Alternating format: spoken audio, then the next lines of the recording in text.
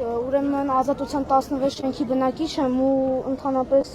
իմ վերևի հարևանը իմ ամեն դատի է տվել իմ հեծանիվի համար։ Խնդրում եմ մի հատ բան արեք, այդ հարցը լուծենք, էլի։ Ինչ անենք եղբայր։ Ուրեմն հիմա մենք ոչ նկուղ ունենք, ոչ էլ ավտոտնանք, ստիպված սպառում ենք հենց այդ դռան կողքը։ Հեծանիվը որտե՞ղ է սպառում։ Հենց մեր դռան կողքը։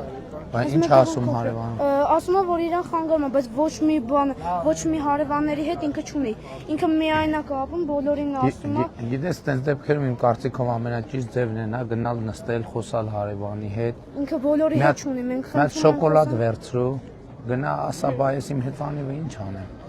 Չէ, Հարիկովա, կինա թե տղամարդ։ Չէ, տղա է, տղամարդ է։ Քանի տարեկան է։ Մի 60 տարեկան կլինի։ Պապիկ է գալիս, էլի պապիկ է։ Մի հատ պապիկ հետ որ բակում տեսնես, մի հատ մոտեցի հարգալից, շատ հարգալից խոսա հետը,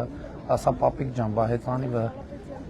Ուղղակի խնդրում եմ մի հատ դուք էլի իր հետ կարող եք խոսալ։ Իր հետ, իր հեռախոսի համար ունեք։ Չէ, իր հեռախոսի համարը չունեմ, բայց ընդհանրապես կուզենայի,